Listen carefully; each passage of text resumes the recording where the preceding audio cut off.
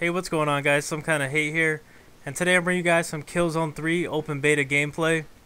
And I've done this commentary like over 10 times now, and the first time I tried it, I nailed it right on the dot. I thought I had it done, and then I realized that I didn't even hit the record button, so I'm going to try and gather all my thoughts up all over again and try to bang them all out into this one commentary. But here's my first thoughts of what I think about Killzone 3 so far, and whether or not I'm going to be picking this game up. You know, honestly, when you first play the beta, you're going to realize that Guerrilla did a great job at the sound and audio aspects of this game. The only map that you can play is Frozen Dam, so I know you guys have probably seen a million Frozen Dam videos all over YouTube, and you're probably sick of this map so far. Even if you haven't played this game yet, you can probably tell where everything is in this damn map. But it's the only map that you can play, and today I'm using the M82 assault rifle, which kind of looks like a little M16 or something to me, with a nice little holographic scope slapped on top of it. And this is the third gun that you unlock in the Tactician class, which I believe one of his abilities, or the perks that you can use with this class, is that you can call in like a limited amount of UAVs that will regenerate after you use them, and anyone between 30 meters of your radius will actually come up on your screen as a big square, and you can kind of, you know, pick out where the guys are across the map. So it's a pretty useful class to use. Some of the other classes, you know, you got like your engineer, your medic, the marksman, which is all about pretty much like you know, the gun that you use.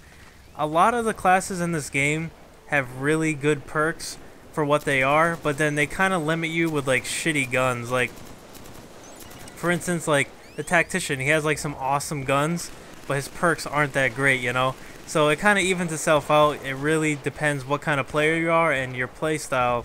I happen to be like a running gunner. I like to be able to run around and just, you know, run into spawns and pick people off. But I also like to be able to win my gunfights from long range distances. Like, as an example right here is where the holographic sight really comes in handy. And you can pick people off from across the map, which is really why I like the sights on this gun. Not all the guns in this game have you know, red dots on them and stuff though, so you are gonna have to adjust to the iron sights and everything. One thing that I think they made a great adjustment to for a lot of players, and I feel like a lot more people are gonna take the time to not only play this beta but to go out and buy this game when it finally releases, is that they fixed the controls so that you no longer only have to use R3 to aim down sight. You can now adjust it to alternate the controls, so you can use L1, which is really good. Because, you know, I didn't play too much Killzone 2, and the reason is because I just couldn't get used to the game controls, and I just wasn't digging it, man. I don't know what it was about the game. I can't really get into futuristic settings like Killzone, but Killzone 3 definitely has some of its differences, and I feel like it'll appeal to a lot more of the average first-person shooters. Like if you're coming from Call of Duty, Medal of Honor, or any of the Battlefield games, you'll probably enjoy this game a lot more. So some of my likes and dislikes about the game so far: as I said before, the graphics and the audio, they did a fantastic job on. You can see looking around this map that it's very detailed. The only problem that I have with it is that some of the dark parts of the map are a little bit too dark for my liking, and it's really hard to see. But the audio, man, is fucking crazy. When you're playing a game, you really do feel like you're in a war zone. There's all these sounds going off and gunfire and the clanking of the metal. You can really hear footsteps really prominently. And if you're a guy that likes a sound whore, you know, they have the Silent Footsteps perk that you can run, that I really feel like would only be really effective if your whole team ran it, because you can still hear, you know, your friendly footsteps, and they're very loud, especially in this map here in particular because of all the metal grates and everything. But, you know, the perks I honestly feel like are a little bit too overpowered. And what I mean by that is that in this game, I feel like I get out-perked more than I do get outgunned. And that's one thing that I really appreciate about first-person shooters, is the gunmanship of the game, and if I feel like I can win my gunfights or not. I find myself dying a lot more by, you know, guys running around with the cloak or infiltrator class, or running into proximity mines.